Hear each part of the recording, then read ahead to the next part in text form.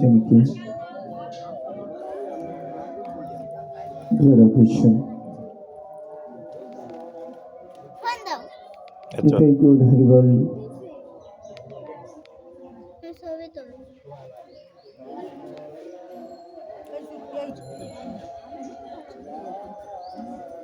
Bande Aham Sri Guru Sri Juta Kamalam Sri Gurana Vaishnavam Sri Rupam Sakrajatam Sahagana Raghunatanitam Tam Sajivam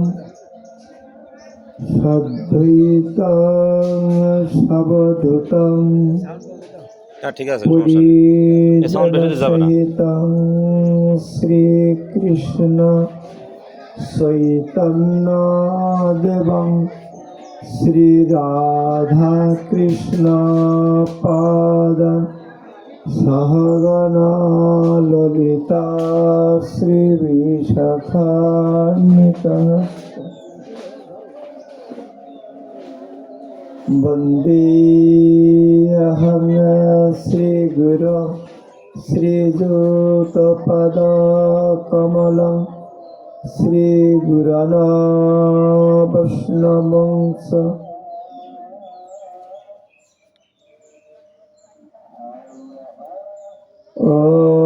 Ganamatimirandasya Ganamajana Salakaya Samstura Militam Jana Tasmai Sri Gurave Namaha.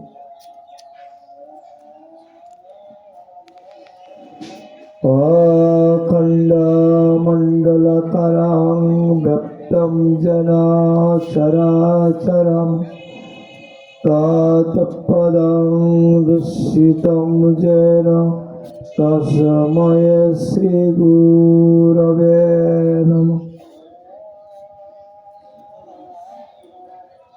Pita Sharga Pita Dharma Pita Hi Paramatapa Pitari Putimapanne Piyante Sarvadivata Pitapthai Namana Janari Janama Bhumissa Sargadapi Guryashi Matabhai Namana Guru Brahma Guru Vishnu Guru Deva Maheshwara Guru Reva Param Brahma Tasmai Sri Gurave Namaha. Vancha kalpataruvassa Kripa Sindhubhayevaccha Patitanam Pavanebhyo Sarva Vaishnavebhyo Namo Namo. Krishna Karuna Sindhu Dinabandhu Jagatpati Gopesha Gopika Kanto Radha Kanto Namostute Tapta Kanchane Gaurangi Radhe Vrindavaneshwari Vishabhano Sutadevi Pranamami Hari.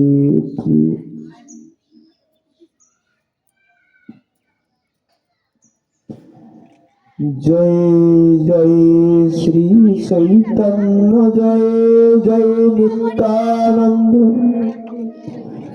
Advaita Chandrir Jai Jai Gaur Bhakta Vrinde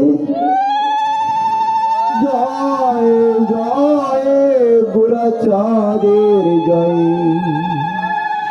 Jai Jai Guracharir বেদ বেদের বচন নিত্যানন্দ চন্দ্রের জয় করুণার সাগর কৃপদৃষ্টি চাই প্রভু মুই ভজনে গৌরঙ্গ মহাপ্রভু যা বলার বাণী ইয়া বই ভালো মন্দ কিছু নাহি জানি।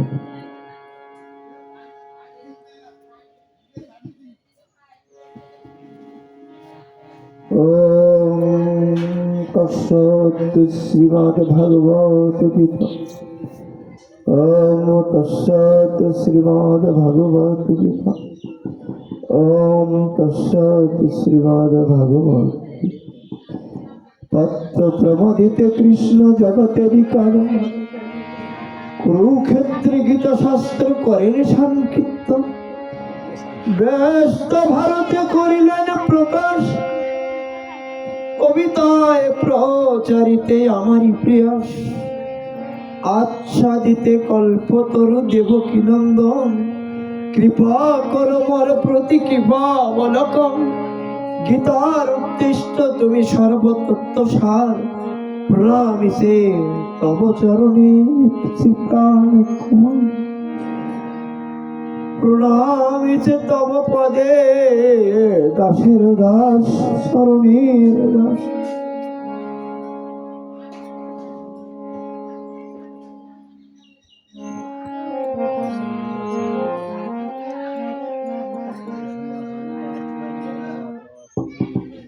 গঙ্গা গীতা সাবিত্রী সীতা সত্য প্রতিব্রতা ব্রহ্মবিদ্যা ব্রহ্ম বলিতে সত্য গীত অদ্যমাত্রা চিদানন্দ ভ্রান্তি নাশিনী বেদাত্রীয় ব্রহ্মানন্দ তত্ত্বদায়িনী প্রভাতে উঠিয়া সরল চিত্তে যে করি এই নাম সর্ববাঞ্ছা পূর্ণ হয় তার পুরে মনস্কাম।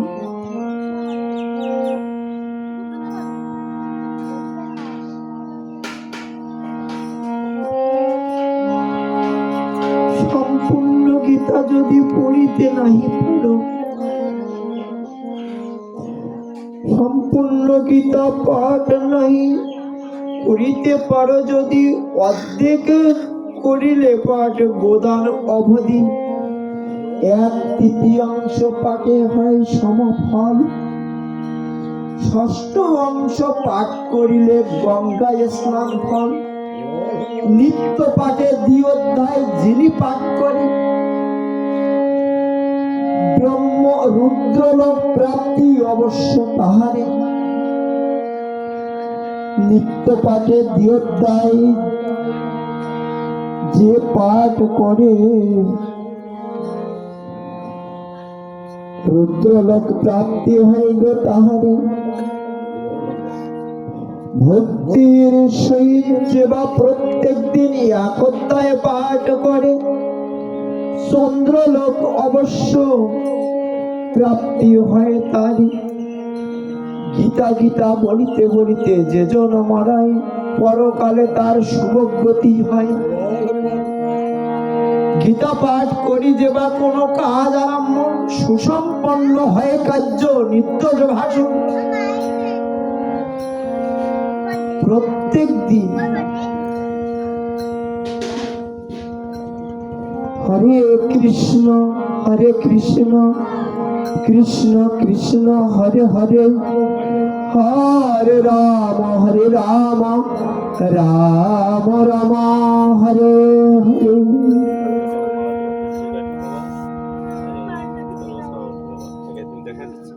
শ্রী শ্রী রাধা মদন গোপাল জয় তুমি সম্প্রদায় প্রবর্তক স্বয়ং ভগবান শ্রীকৃষ্ণ চৈতন্য মহাপ্রভু আরাধ্য ভগবান ব্রজের স্বয়স্তম বৃন্দাবন রম্যং কাশ দুপোষণ ব্রজবধূ বর্গণা মা কলাপিতা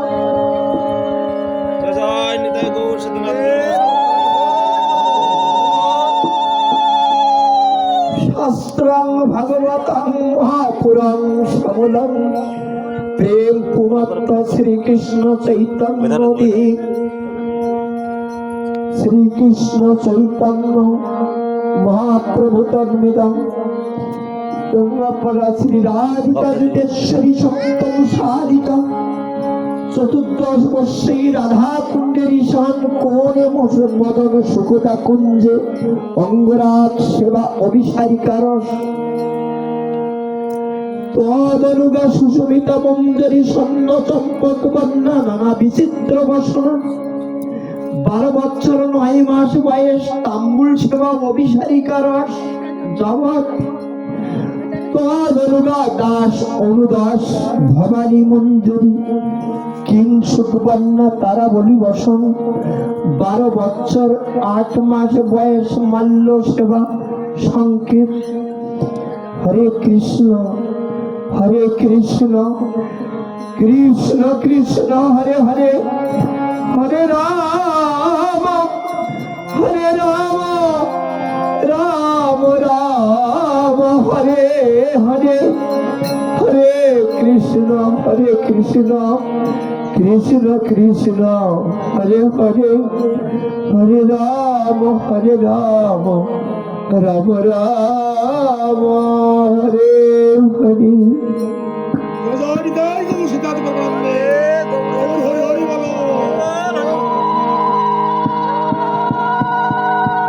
আজ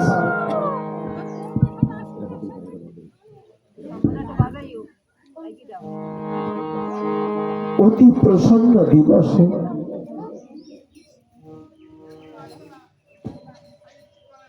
আজ ভক্তপ্রবর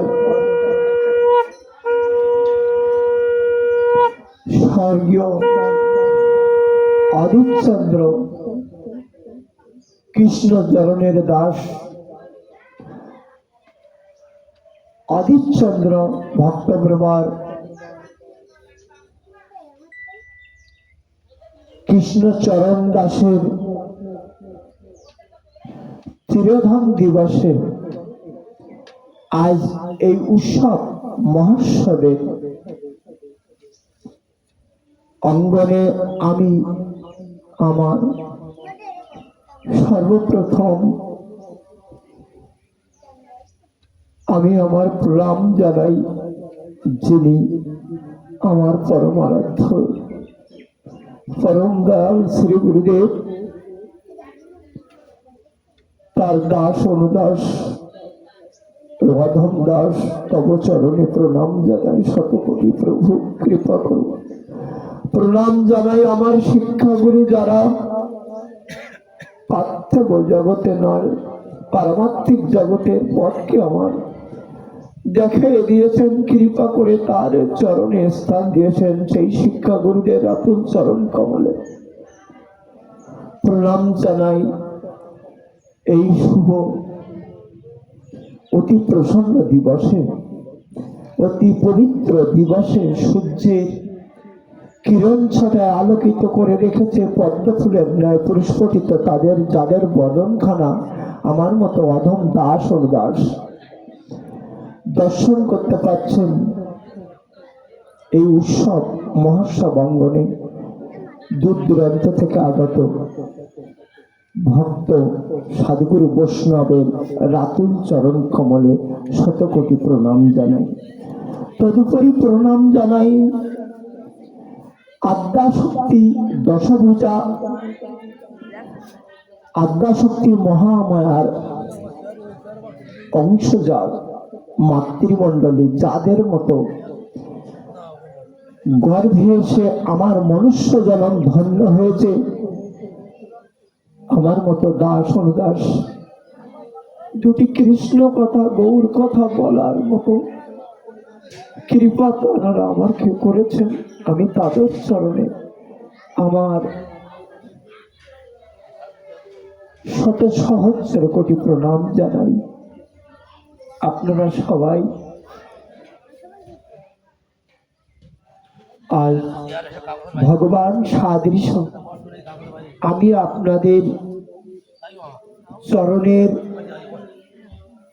পদরজ মাত্র আপনারা কৃপা করে আমার অদম দাস অনুদাসের মস্তকে একটু আপনাদের চরণ ধুলি কৃপা করে আমাকে দান করে, যে কৃপায় আমার গৌর কথা কৃষ্ণ কথা যেন বদলে আসে, নতুবা আমার মতো দাস অনুদাসের পক্ষে কৃষ্ণ অমৃতময় গৌর সুধাময় অমৃতময় কথা এই বদন থেকে বাইর হওয়ার যোগ্য নয়।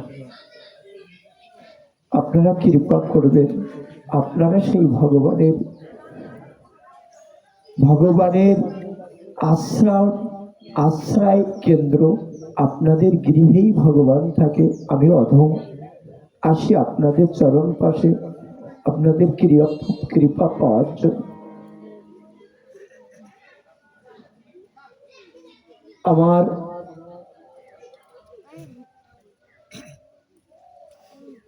ইতিপূর্বে আমাদের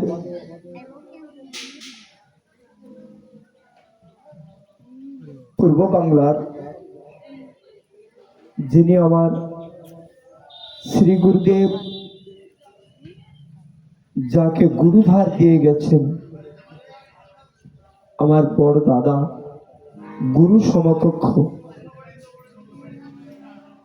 তিনি তুলসী দেবী সম্পর্কে অনেক কথা বলে গেছেন। তুলসী সম্পর্কে যা বলেছেন আপনারা একটু খেয়াল করবেন, শুনলে হবে না।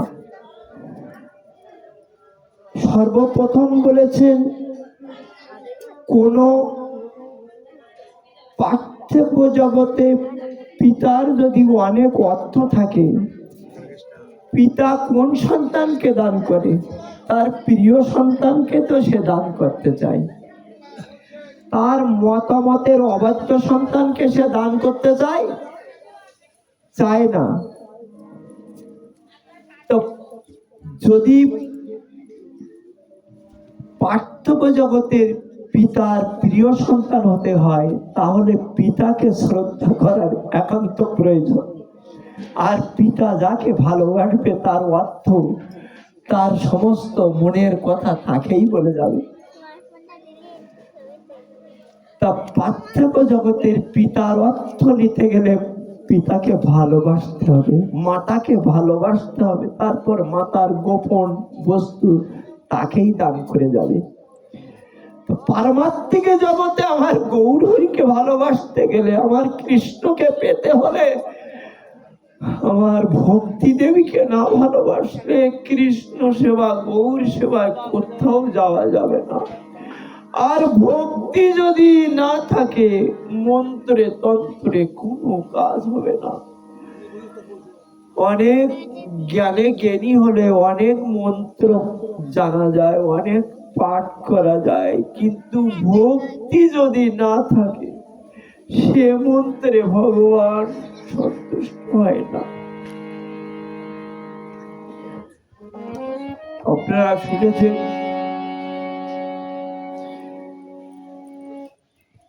একজন গীতা পাঠক, সে শিক্ষা জানতো না, গীতা পাঠ করতো, সংস্কৃতি শ্লোক, কিন্তু সে ভুল বলতো। মহাপ্রভুর সঙ্গে একজন বিশিষ্ট ভক্ত ছিলেন। মহাপ্রভু আর তার ভক্তকে নিয়ে ওই পাঠককে দর্শন করতে গেছেন। সেই ভক্ত ছিলেন একজন জ্ঞানী। মহাপ্রভু দেখছেন, দেখো জ্ঞানে কি হয় আর ভক্তিতে কি হয়। তাই ভক্তকে নিয়ে গেছেন গীতা শ্রবণ করার জন্য, ভক্তকে চেনার জন্য। সংস্কৃতি শ্লোকগুলো ভুল বলছে, অর্থ করছে ভুল, কিন্তু নয়ন দিয়ে অজার ধারায় বাড়ি পড়ছে, বর্ষণ হচ্ছে। মহাপ্রভু শ্রবণ করছেন, ভক্ত শ্রবণ করছেন, কিন্তু ভক্ত বুঝতে পারছে সংস্কৃতি শ্লোক ভুল হয়ে যাচ্ছে। অর্থের বলে বলিয়ান নত, শিক্ষার বলে তিনি তো বলিয়ান নয়, তাই ভুল হচ্ছে। মহাপ্রভুকে বলছেন, প্রভু ইনি যে গীতা পাঠক, ইনি তো ভুল অর্থ করছেন। সংস্কৃতি শ্লোকগুলো উচ্চারণ ভালো হচ্ছে না। তিনি বিচার করছেন তার শ্লোকের অর্থ আর তার উচ্চারণের দিকে তার লক্ষ্য, আর মহাপ্রভু তার প্রেম ধারা লক্ষ্য করছেন। গীতা পাঠ হয়ে গেলে ওই পাঠক দুজনের দিকে তাকিয়ে আর ফেরাতে পারছেন না, নয়ন ফেরাতে পারছেন না, শুধু কাঁদছেন। মহাপ্রভু বলছেন, বাবা, মহাপ্রভু কিছুই বলছেন না। যিনি পাশে বসে বিচার করছিলেন উনি বলছে যে বাবা, অপরাধ নেবে না, তুমি যে গীতা পাঠ করছিলে এই শ্লোকটির অর্থ তো ভুল হয়ে গেছে, এই সংস্কৃতির অর্থটা তো ভালো স্পষ্ট হয়।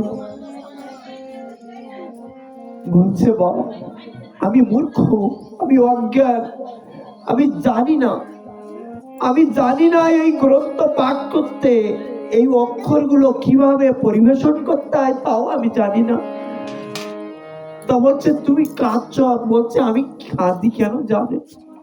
আমি গীতাটা হস্তে ধারণ করলে, মস্তকে ধারণ করলে পুঁতি, আমার প্রতি গীতার প্রত্যেকটি অক্ষরগুলো যেন আমি কৃষ্ণময় দেখি, আমি সব কৃষ্ণ দেখি, সব অক্ষরগুলো যেন কৃষ্ণময়।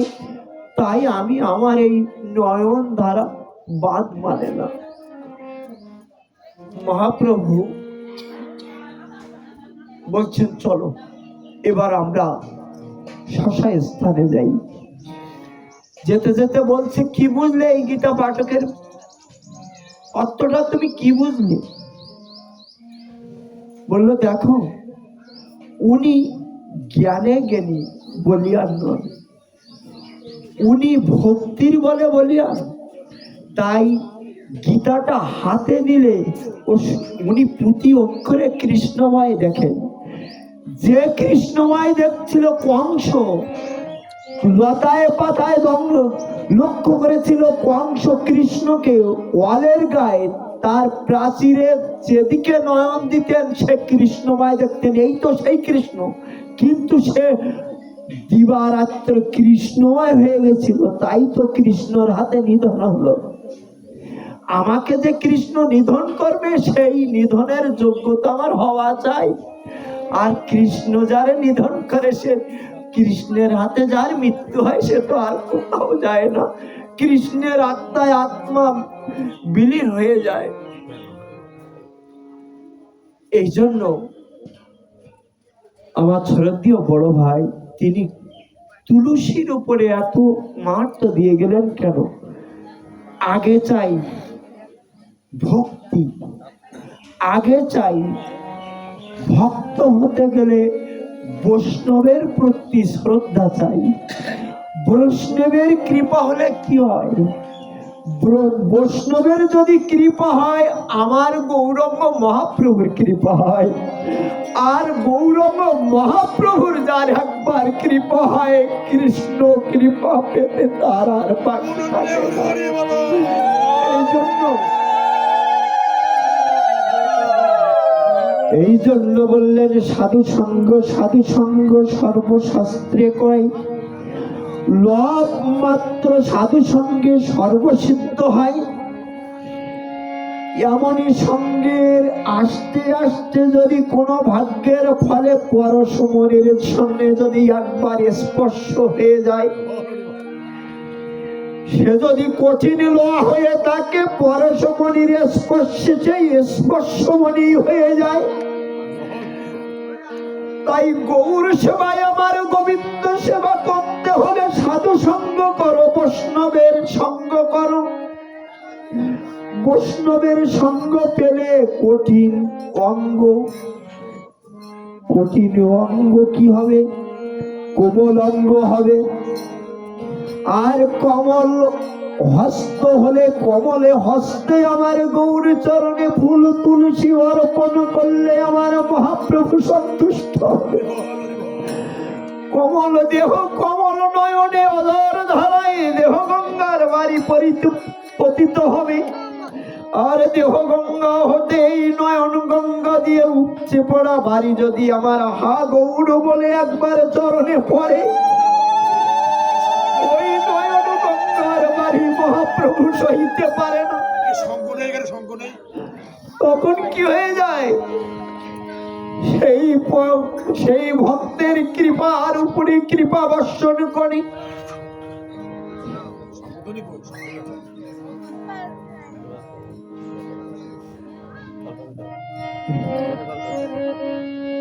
এখন না পরে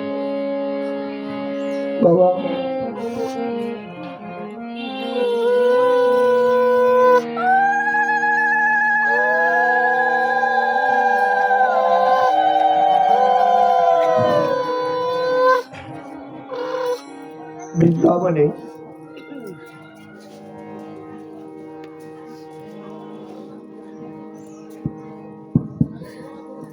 বৃন্দাবনে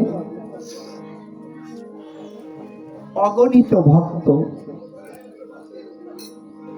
তারা বৃন্দাবন পরিক্রমা করে।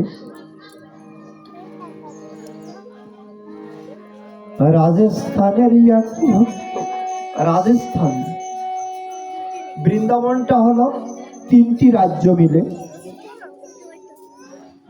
রাজস্থান, বৃন্দাবন আর মথুরা, এটা হলো 3টি প্রদেশ মিলে। বৃন্দাবনটা 84 ক্রোশ, 3টি প্রদেশের অংশ নিয়ে বৃন্দাবন, যা 84 ক্রোশ আমরা ভ্রমণ করি। 84 ক্রোশ বৃন্দাবন।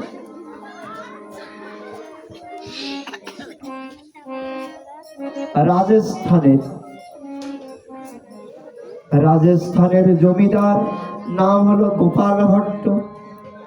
আপনারা শুনেছেন বাকে বিহারী মহারাজ, বাকে বিহারীজির মন্দিরের নাম শুনেছেন। অনেক ভক্তরা অনেকেই দর্শন করেছেন। দাদা বৃন্দাবনে গেছেন? যান, মনুষ্য জন্মটা ধন্য করুন। সেখানে যদি যেতে চান আপনি কৃপা করে নিয়ম সভাবৃত্তির সময় যাবেন। এই যে নিয়ম সভা মাস আসবে না, না থাকবে গরম, না থাকবে শীত। পৃথিবীর যারা কৃষ্ণ ভক্ত, যারা গৌর ভক্ত, যারা একবার গৌর কৃষ্ণের লীলাভূমি দর্শন করতে চায়, তারা ওই মাসে আর কেউ বাড়িতে থাকতে পারে না, গৃহে থাকতে পারে না। সমস্ত বৃন্দাবন নবদ্বীপ যেন ভগবানের সৃষ্টির শ্রেষ্ঠ জীবেরা যেন ভগবানকে তারা হৃদয়ে মন্দিরে পড়ে নাচাচ্ছে, আর বৃন্দাবনকে যেন তারা মানে ফুলে সুসজ্জিত করছে। না আসে শীত, না আসে গরম। এই যে নিয়ম সভা মাসে রাধাকুণ্ডে দর্শন করলে মানব জীবন ধন্য হয়ে যায়। হাজার হাজার লক্ষ লক্ষ প্রদীপে রাধাকুণ্ডকে আরতি করে, শ্যামকুণ্ডকে প্রণাম করে আরতি করে। বড় বড় মহারাজ যারা স্বর্ণকান্তি দেহ, ঠিক প্রত্যেক বছরের নেই নিয়ম সেবা মাস এসেছে। রাজস্থানের এক ভক্ত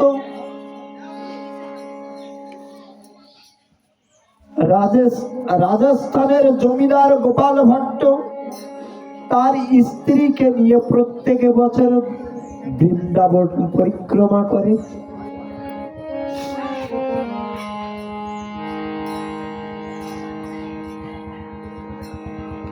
জমিদার, কিন্তু তার কোনো সন্তানাদি নেই। জমিদারের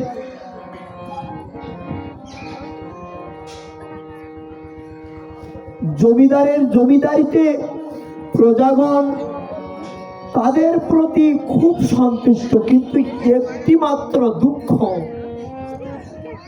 যে আমাদের এই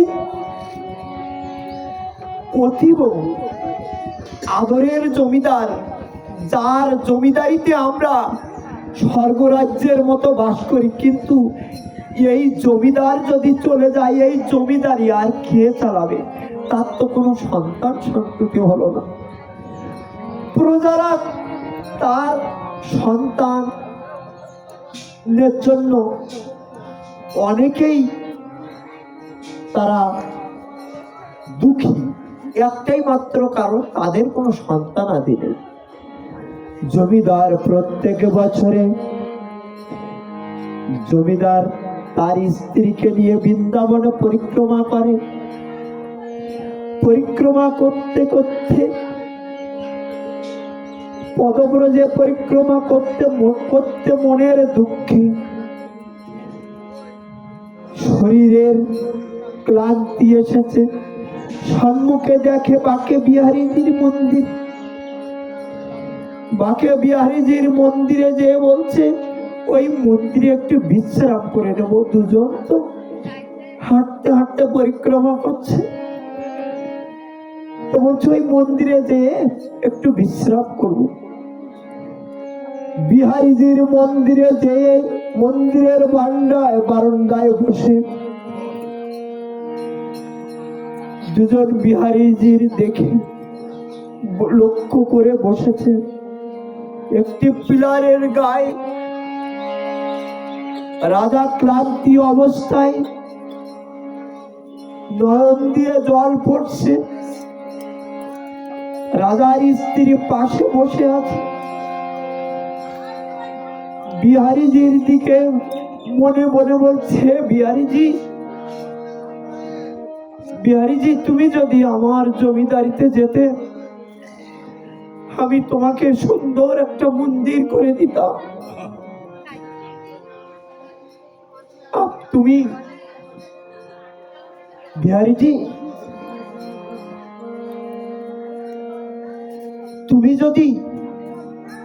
তুমি যদি আমার একটা কন্যা সন্তান দিতে, আমি তোমার সঙ্গে বিবাহ দিতাম। মনে মনে বলছে গোপাল ভট্ট জমিদার, মনে মনে বিহারীজির দিকে লক্ষ্য করে বলছে, স্ত্রী জানে না, ক্লান্তি মনের বাসনা, আমাকে তুমি সব দিয়েছ কিন্তু কোনো সন্তান দিলে না। তোমার সন্তান, তুমি যদি আমার প্রাসাদে যেতে, তোমাকে আমি একটা মন্দির করে দিতাম। আর যদি একটি কন্যা সন্তান আমাকে দিতে, তোমার সঙ্গে আমি বিবাহ দিতাম।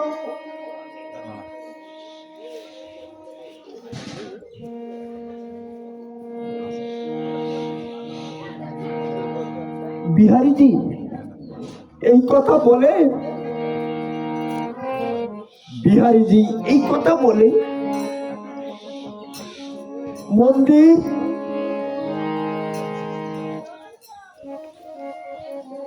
মন্দির পরিত্যাগ করে কিছু দূরে চলে গেছে। ইতিমধ্যে মধ্যাহ্নে বিহারীজির মন্দিরের সেবায়িত এসেছে। সেবায়িত এসে দরজা খুলে মন্দিরে সেবা দিতে যাবে। বিহারীজির সেবার সময় হয়েছে। মন্দিরের দরজা খুলে দেখে বিহারীজি নেই, মন্দিরের মধ্যে ঠাকুর নেই। দেখি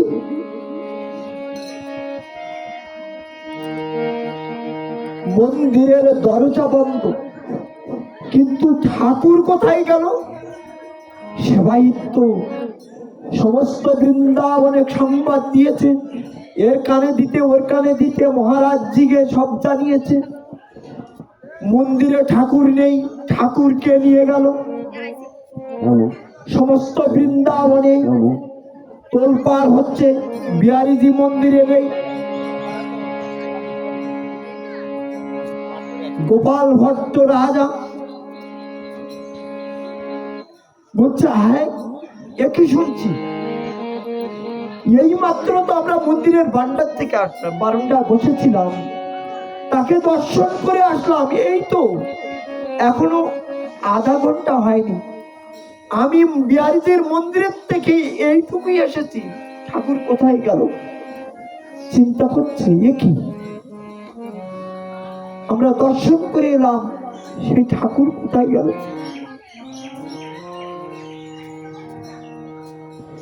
কিছুই বলে না। সমস্ত বৃন্দাবন বাবাজিরা সব বিহারী দিকে সব চারিদিকে খোঁজ করছে, কে নিয়ে গেল, কোথায় গেল। রাজস্থানের জমিদার গৃহে গিয়েছে, গৃহে গিয়ে দেখে গোপাল ভট্টের খাটের উপরে সেই বিহারীজি বসে আছে।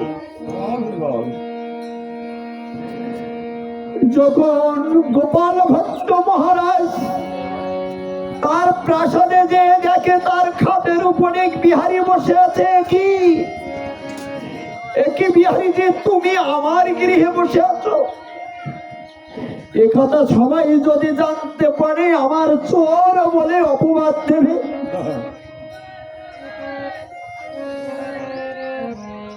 ঠাকুর বলছে কাউকে বলবি না, কিন্তু গোপাল ভট্ট জমিদার বলছে আমি যদি না বলে দিই আমাকে সব চোর বলবে, তাই আমি সমস্ত বৃন্দাবনে সবাইকে জানিয়ে দেব। জোর করে বৃন্দাবনে জানিয়ে দিলেন, সবাইকে জানিয়ে দাও বিহারীজি আমার গৃহে এসেছে। বৃন্দাবনের বাবাজিরা বাদ্যকার নানা বাদ্য বাজনা নিয়ে বিহারীতে আনতে গেল রাজস্থানে গোপাল ভট্টের ওখানে। এদিকে বৃন্দাবনের বাবাজিরা আনতে যাচ্ছে, আর গোপাল ভট্ট জড়ায়ে ধরে কাঁদছে বিহারীজিকে, যে হে বিহারীজি, আমি তোমার বারান্দায় বসে এই আত্মনাদ করেছি, তাই তুমি সইতে পারলে না, তুমি ভক্তস্তু ভগবান। বিহারীজির স্ত্রী বলছে আমার কোলে একটু দাও না, আমার তো কোনো সন্তান নেই, আমি বিহারীজিকে কোলে নিয়ে আমার সন্তানের স্থানটা আমি পূর্ণ করি। বিহারীজি গোপাল ভট্টের স্ত্রীর কোলে নিলেন, নিয়ে বলছে হে বিহারীজি, তুমি যদি আমার সন্তান হতে আমি তোমাকে সন্তান রূপে পালন করতাম। বিহারীজি বললেন হে মহারাজ, তুমি ভাস্কর দিয়ে আর একটা বিহারীজিকে আমার বিগ্রহ নির্মাণ করো, আমি তোমার এই প্রাসাদ থেকে কোথাও যেতে চাই না, তুমি আরেকটি বিগ্রহ নির্মাণ করো, সেই বিগ্রহ বৃন্দাবনে যাক, সেখানে পূজিত হোক।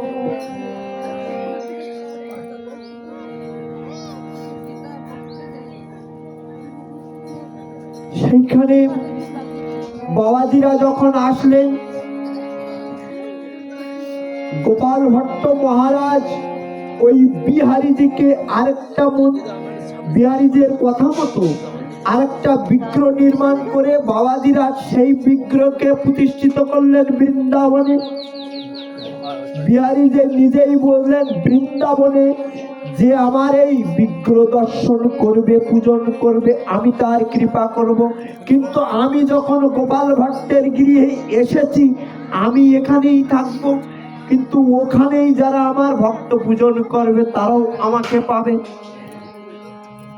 গোপাল ভট্টজি রাজস্থানে এই বাক্যে বিহারীর মন্দির নির্মাণ করলো, সেখানেই প্রতিষ্ঠিত করলেন। বৃন্দাবনে বিহারীজির মন্দির আছে, সেখানে হাজার হাজার লক্ষ লক্ষ ভক্তদের দর্শন করে। ঠিক এইভাবেই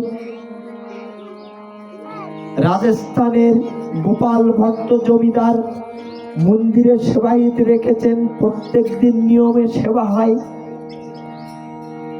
রাজা একটি কন্যা সন্তান চেয়েছে, স্ত্রীর বাঁকে বিহারীজি কৃপা করে তার একটি কন্যা সন্তান দান করেছেন। দান করে ছোট্ট কন্যা সন্তান, তারা দুজনে স্বামী স্ত্রীতে খুব আনন্দের সহিত সংসার করছে, রাজ্য পরিচালনা করছে। হঠাৎ একদিন রাজসভার সম্মুখ ক্ষেত্র দিয়ে অনেক লোকজন নিয়ে একটা পালকিতে, দুইটা পালকিতে উঠে দুইজন ব্যক্তি চলে যায়, আর তার পিছন দিকে অগণিত মানুষ চলেছে।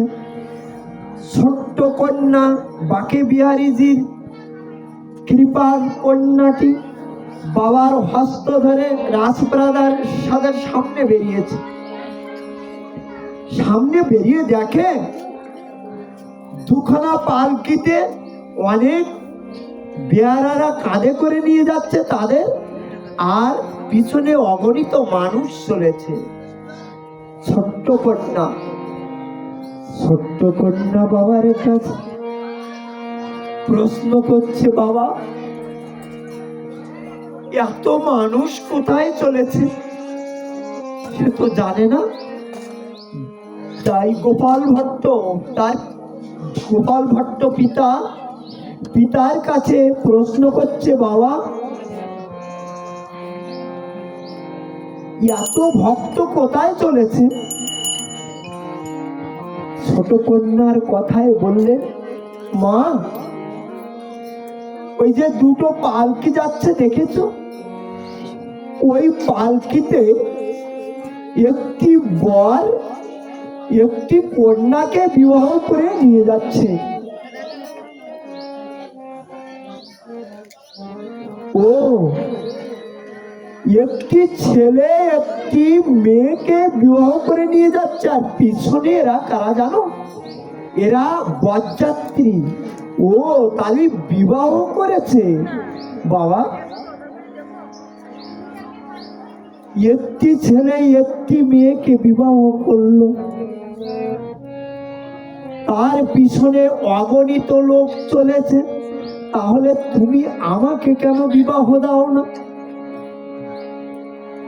ছোট্ট কন্যা গোপাল ভট্ট জমিদারকে প্রশ্ন করেছে। অবধ শিশু বিবাহ কি জিনিস, কত বছরে হয় তা জানে না। কন্যা তার পিতার কাছে বলছে, হাত ধরে যে হাঁটছে, সে বলছে তাহলে কেন আমাকে বিবাহ দিলে না? জমিদার বাবা, এ জগতে যদি জ্ঞানী গুণী পণ্ডিত, যিনি একটা দেশের রাজা, তিনি কিন্তু অল্প ভাগ্যে সব হয় না। এ পূর্ব জন্মের স্বীকৃতি ফল, তাই তারা হয়েছে। এ জন্মে যদি কোনো গৃহী একটা বৈষ্ণব সন্তান হয়, জানতে হবে সেই পিতা মাতার অনেক জন্মের জন্মোচিত ফলের ফল ধরেছে। একটা সন্তান যদি সুশিক্ষায় শিক্ষিত হয়ে বড় একটা কর্মচারী হয়, জানতে হবে এই পিতামাতা কোনো কিছু একটা করেছিল, তাই এমন সন্তান হয়েছে। একটি দেশের যদি সরকার, যারা সরকারের উপাধি পেয়েছে, যারা দেশকে পরিচালনা করছে, তারা কিন্তু কম ভাগ্যে ভাগ্যবতী নয়, কম ভাগ্যে ভাগ্যশালিনী নয়। ছোট্ট শিশুর কথায় গোপাল ভট্ট জমিদার তার মনে জেগেছে। বাঁকে বিহারীজির মন্দিরের সামনে এসে বলছে, মা তুমি বিবাহের কথা বলছিলে না, আমি যে তোমাকে বিবাহ দিয়েছি, তাহলে আমার স্বামী কোথায়? বলছে ওই দেখো, চেয়ে দেখো, ওই যে মন্দিরে বসে আছে, ওই তোমার স্বামী। গোপাল ভট্ট যে বিহারীজি মন্দির প্রতিষ্ঠিত করেছে, সেই মন্দিরে বিহারীজির সঙ্গে এই কন্যার বিবাহ সমাজ জানিয়ে দিয়েছে। ও তাহলে বাবা আমার স্বামী কি ওই মন্দিরে বসে আছে? তাহলে তো আমি আর তোমার সঙ্গে বাড়ি যাব না। আমি তোমার সঙ্গে তোমার প্রাসাদে তো আর যাব না। আমি শুনেছি, আমি জানি বিবাহ দিলে তার স্ত্রী তার স্বামীর সঙ্গে থাকতে হয়। আমি আজ থেকে আমার স্বামীর সঙ্গে থাকবো। ছোট্ট শিশু জানে না,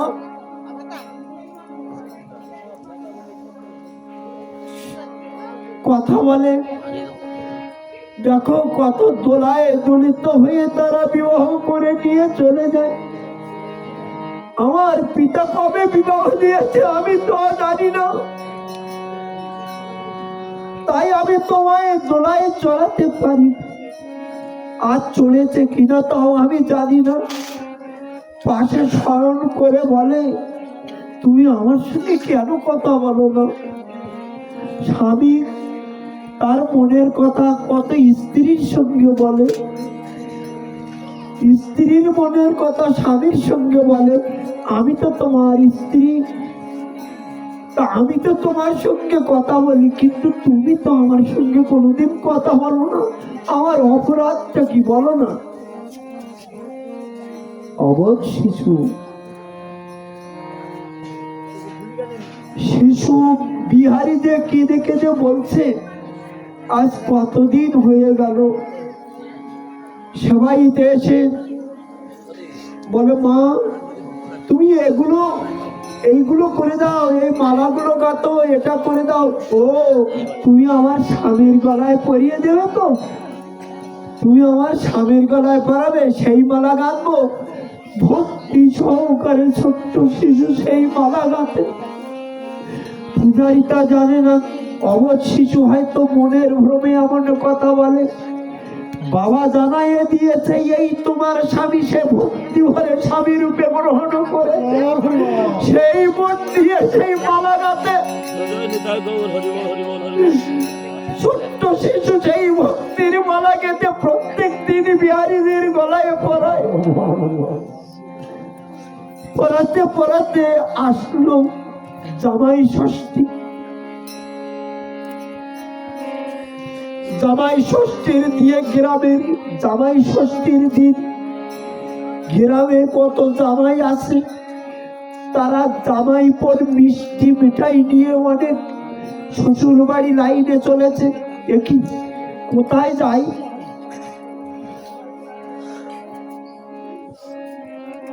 মন্দিরের সেবককে বলছে, বাবা এনারা কারা যাচ্ছে? অনেক বস্ত্র হাতে দেখছি, অনেক মিষ্টি মিঠাই, কোথায় চলেছে? বলছে, ওমা তুমি ছোট্ট, তুমি বুঝবে একদিন, বলো না তুমি এরা কারা? তো বলছে, এরাও ওই বাড়ির জামাই, ওই যে ওই যে দেখতে পাচ্ছ একটা দালান বাড়ি, ওই বাড়ির জামাই। তা আরম্ভ করে তারা ওই জামাই ষষ্ঠী করতে যাচ্ছে, অনেক বস্ত্র নিয়ে যাচ্ছে, এই মিষ্টিগুলো যাচ্ছে পিছনে দিকে, মাথায় করে অনেক মিষ্টি নিয়ে যাচ্ছে না? ওই জামাই ষষ্ঠীতে মিষ্টি নিয়ে যাচ্ছে। ওই দেখো কত জামাইরা যাচ্ছে এই পথ দিয়ে। ছুটে যেয়ে মন্দিরে ছুটে যেয়ে বিহারী দেখে বলছে, স্বামী কত জামাইরা আজ শ্বশুর বাড়ি চলেছে জামাই ষষ্ঠী করতে, তুমি যাবে না? তুমি যাবে না? তুমি যাবে না জামাই ষষ্ঠী করতে? বলে, ও আমি অপরাধী, তাই তুমি আমার সঙ্গে কথা বলো না। আমার জামাই ষষ্ঠীতে আমার বাবার বাড়িতে, বাবার প্রাসাদে যাবে না? বলে ওই মন্দিরের পাথরের উপরে কপাল আঘাত করছে। কপালে আঘাত করতে করতে যখন এই ললাট পেটে রক্ত বাইর হচ্ছে, বাকি জিয়ারি বলছে, ওরে ওরে স্ত্রী রূপে সহধর্মিনী, ওরে ওরে আমার ছোট ভক্ত কমলিনী, আমি যে তোমার বাবার গৃহে যাব, তোমার বাবা যে আমাকে নিমন্ত্রণ করেনি। ছোট্ট শিশু কপাল দিয়ে যখন রক্ত যাচ্ছে, ছোট শিশু কন্যা তখন বলছে, আর সইতে পারলো না বিহারীজি। বললো, আমি যে তোমার বাবার গৃহে যাব, তোমার বাবা তো আমাকে জামাই ষষ্ঠীতে নিমন্ত্রণ করেনি। কি? আমার বাবা তোমাকে নিমন্ত্রণ করেনি? ছুটে গিয়েছে, ছুটে গিয়ে বলছে, বাবা বাবা, তোমার 7 নয় 5 নয় একটি মাত্র জামাইকে, জামাতাকে তুমি আহ্বান করলে না? মা, তুই কি বলছিস, কি বলছিস? বলছে, হ্যাঁ, তোমার জামাই বলেছে, তোমার জামাই বলেছে তুমি নাকি জামাই ষষ্ঠীতে তাকে নিমন্ত্রণ করনি। জামাই বলেছে, হ্যাঁ জামাই বলেছে, তুমি যে শুনে দেখো। কিন্তু সে তো জানে না গোপাল ভক্তের সঙ্গে কথা বলার ভক্ত সে হতে পারেনি। আত্মহংকারী অভিমানিত হলে, অনেক গুণে গুণান্বিত না হলে ভক্ত ভগবানের সঙ্গে কথা হয় না।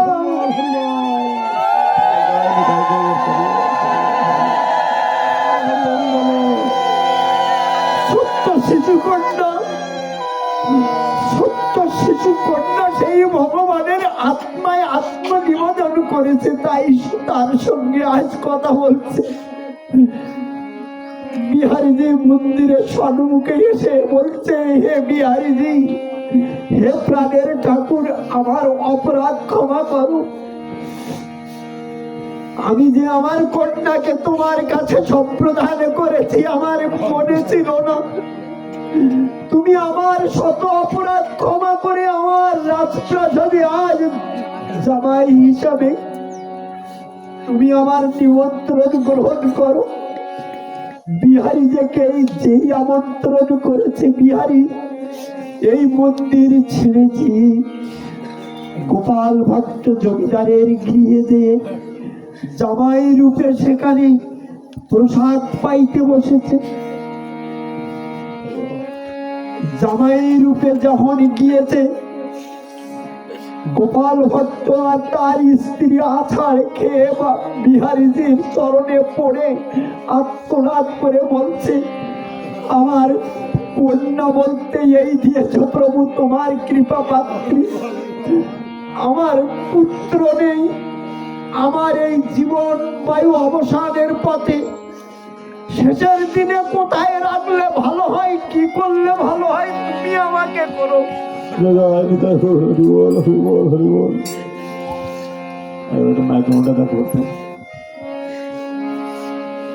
যখন বিহারীজি আত্মসমর্পণ করে গোপাল ভট্ট মহারাজ আর তার স্ত্রী বিহারীজিকে আত্মসমর্পণ করলেন, ঠিক জন্ম হইলে মৃত্যু অবধারিত, ঠিক সেই সময় আস্তে আস্তে ওই বিহারীজির মন্দিরে তার কন্যা বিহারীজির মন্দিরের সঙ্গে বিহারীজির সঙ্গে তিনি স্বামী রূপে বরণ করে সেই বিহারীজির সঙ্গে তার আর বাহ্যিক জগতে তার বিবাহ হয়নি। জামাই ষষ্ঠীর দিন তার পিতামাতা গোপাল ভট্ট আর তার স্ত্রী যে বলেছিল, অন্তিম সময় কোথায় রাখলে প্রভু ভালো হয়, এই বিচার তোমার কাছেই দিলাম। তুমি বিশ্ব বিচারপতি, তুমি সর্বব্রহ্মাণ্ডের মালিক। আমার মতো অদম দাস অনুদাস, আমার মতো তার স্ত্রী জানিয়েছে, আমার মতো হতভাগিনী কাঙালিনী দাসীকে কোথায় রাখলে ভালো হয় প্রভু, তুমি নিয়োজিত করো। দুইজন তাদের সমস্ত ভার অর্পণ করে দিলেন বিহারীজির কাছে। দিয়ে আস্তে আস্তে তাদের এই নশ্বর দেহ এই ধরাধাম থেকে চির বিদায় নিলেন। চির বিদায় নিয়েছে যেদিন, গোপাল ভট্টের কন্যা বিহারীজিকে বলছেন, স্বামী, আমার পিতার পুত্র রূপেই তুমি ছিলে, কন্যা রূপেই তুমি ভক্তের মনোবাসনা করার লাগিয়ে আমাকেই তুমি তার কাছে দিয়েছো। আমার আত্মা তোমাতেই আমি মিলন করেছি। আমার দেহ কেহ মন প্রাণ তোমার চরণে অর্পণ করেছি। যেহেতু আমার পিতার পুত্র বলতেই তুমি, কন্যা বলতেই তুমি, আমার পিতা মাতা চলে গেছে এই ধরাধামতে। আমার পিতা মাতার অদৃষ্ট ক্রিয়া তোমাকেই করতে হবে। আমার পিতার আপন বলতে আর কেহ নেই। আজ বিহারীজি সেই গোপাল ভট্ট জমিদার আর তার স্ত্রীর আচ্ছা তার স্ত্রীর সমস্ত অন্তিম লগ্নে তার ক্রিয়াকার্য এই বিহারীজি করলেন। যখনই করলেন, পিতার ক্রিয়াকার্য করে দিলেন। করার পরে তিনি কি করলেন, সেই গোপাল ভট্ট জমিদারের কন্যা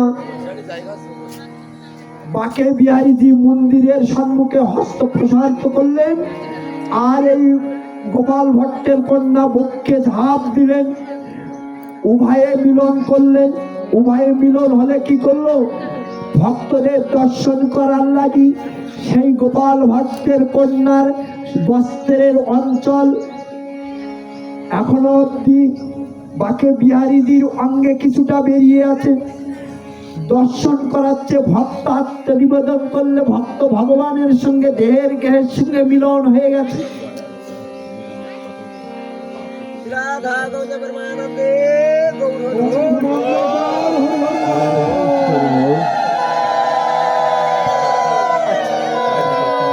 রাধে রাধে। আপনারা সবাই কৃপা করবেন, গুরুদেবের চরণে স্মরণ রেখে আজ এই উৎসব মহোৎসবে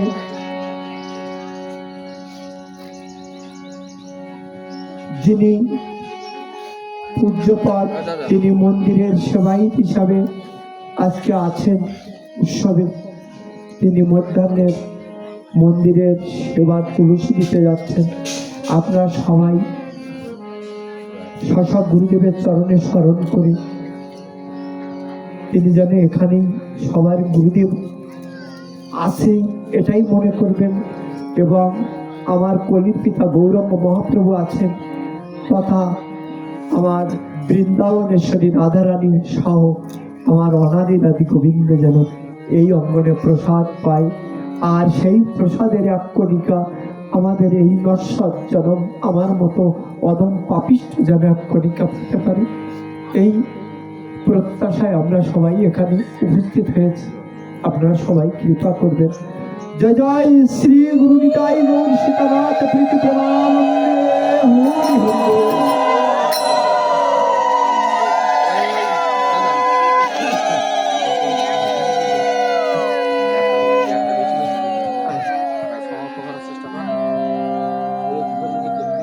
রাধে রাধে। তাহলে আমরা এই বাৎসরিক ক্রিয়া উপলক্ষে মানে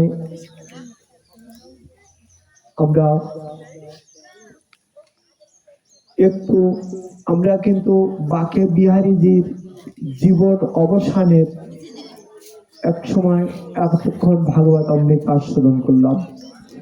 বিহারীজির মন্দিরের আগে কিন্তু পদ্মা পড়তো না, যেখান থেকে গোপাল ভট্ট জমিদার এই বিহারীজিকে অপলক নয়নে দর্শন করে প্রাণের আর্তি জানালেন। এই বিহারীজি চলে গেল রাজস্থানে। সেইখান থেকে যখন বলল, যাও আমার একটি বিগ্রহ নির্মাণ করে বৃন্দাবনের মন্দিরে দাও, সেখানেও পূজিত হব আমি। যে ভক্ত আমার মন প্রাণ ভালোবাসা দিয়ে আমাকে ডাকবে, সেও আমাকে পাবে। বাবাজিরা দেখলেন যে অপলক নেত্রে দর্শন করে যে ভক্ত আবার কোন ভক্ত ডাকবে, আবার এই মন্দির পরিত্যাগ করে চলে যাবে। তাই কি করলেন, অপলক নয়নে, মিনের নয়নে যেন না দর্শন করতে পারে, কি হয়, মন্দিরে পর্দা সৃষ্টি করলেন। কেন না, অপলক নয়নে দর্শন করে প্রাণের আত্মী যদি দান করে আবার মন্দির ছেড়ে চলে যাবে, ভক্তের পিছনে ভগবান চলে যাবে। তাই পর্দা পড়ছে, চলে যাচ্ছে, কেউ ফেলতে হয় না, কম্পিউটার সাহায্যে পর্দা করে দিয়েছে, পড়ছে, আপনি অপলক দর্শন করতে পারবেন না। অনিমিক নয়নে, যেমন মিনের নয়ন, মাছের নয়ন কিন্তু পলক করে না। যারা চাতক পাখির ন্যায় ভক্ত হয় তাদের চোখে ভগবান দর্শন করতে গেলে পলক পড়ে না। আমার তো কুনয়ন, এই জন্য পলক এসে দেখা দেয়, পলক পড়ে ক্ষণেকের জন্য আবার ভগবানের চরণ দর্শন অভিলন হয়ে যায়।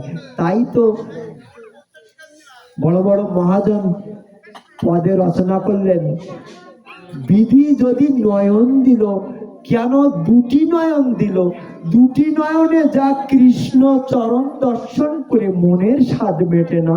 যদি নয়ন দিল, কেন দুটি দিল, কেন কোটি নয়ন দিল না। আবার দুটি নয়ন যদি দিল, কেন নয়নে পলক দিল, কেন মিনের নয়ন দিল না।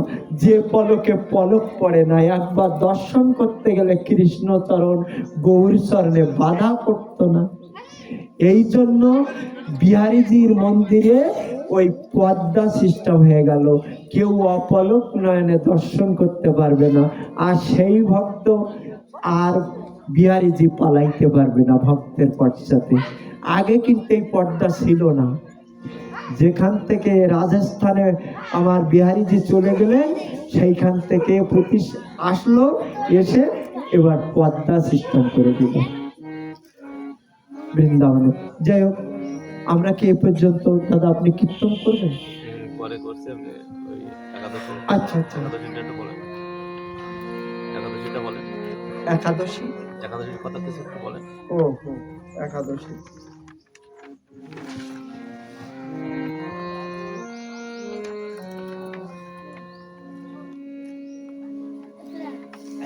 শ্রী শ্রী প্রণব মিলন মন্দির, দেবনাথ ভবন, নামাজগড়, মৌতলা, কালীবাস, সাতক্ষীরা। তিরোভাব দিবস 6 ডিসেম্বর 2016, স্বর্গীয় শ্রী শ্রী অদিত চন্দ্র দেবনাথ এর পারমার্থিক মঙ্গল কামনায় একাদশী ব্রত তালিকা 2025। আপনারা যারা একাদশী ব্রত থাকবেন, করবেন, অনেক সময় অনেকের সাহায্য নিতে হয়, কবে আসছে, কবে কি করব, অনেক সময় বিভ্রান্তিতে পড়তে হয়। আপনারা একাদশীর তালিকা এনেছেন, একাদশীর তালিকা এখানে আছে। আমার এই দাদা প্রত্যেক বছরে অনেক ভালো ভালো গ্রন্থ তিনি আনেন আপনাদেরকে দান করার জন্য। কেন না, তিনি তার কাজ করছেন, তিনি তার কাজটা ঠিক মতো করে যাচ্ছেন। এবার আছে একাদশী মহত্ব, একাদশী ব্রত দান করছেন। আপনারা যদি একাদশী ব্রতের তালিকা নিতে চান, আমার এই দাদার কাছ থেকে এসে আপনারা সবাই একাদশীর তালিকা নেবেন। একাদশীর মাহাত্ম্য, যা গ্রন্থ পড়লে, একাদশী করলে কি হয়, কেন করতে হয়, না করলে কি হয়, কেন করতে হবে বাউন,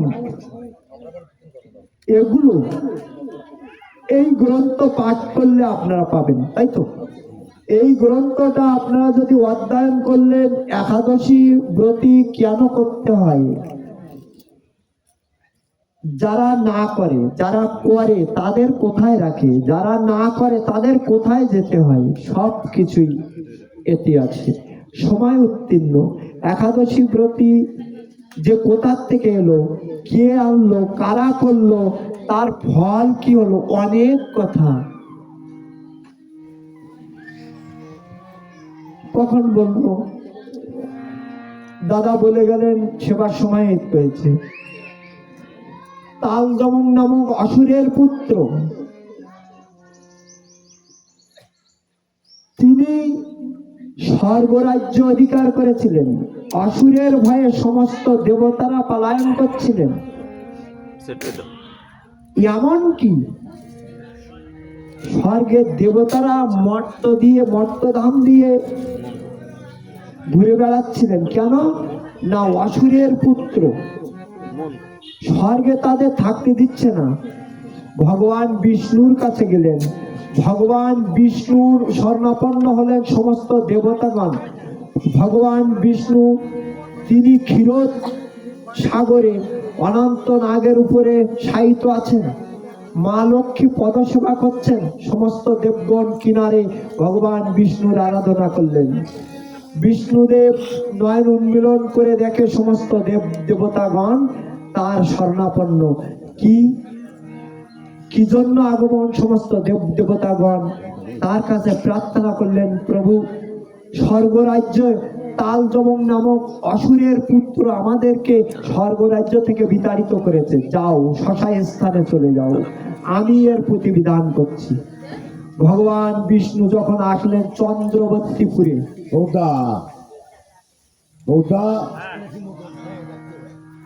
চন্দ্রবর্তীপুরে আসলেন। এসে যখন ভগবান বিষ্ণু এবং সমস্ত ভক্তগণকে নিয়ে সমস্ত সঙ্গে আছেন সমস্ত দেবতাগণ, অসুরের পুত্র দুরন্ত দুর্বার গতিতে শব্দ করতে করতে আসলেন ভগবান বিষ্ণুর সম্মুখে। তার দুরন্ত শব্দের গতিতে, তার দুরন্ত পীড়নে দেবতাগণ বিষ্ণুর পিছন থেকে সব পলায়ন করলেন। একাই থাকলেন ভগবান বিষ্ণু।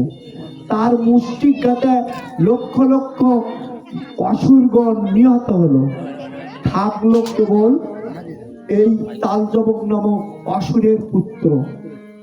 7 দিন ব্যাপী যুদ্ধ হলো, পরাজিত হলো না। বদ্রিক আশ্রমে ভগবান বিষ্ণু দারেজে অবসান গ্রহণ করেছেন, নিদ্রায় মগ্ন, ক্লান্ত।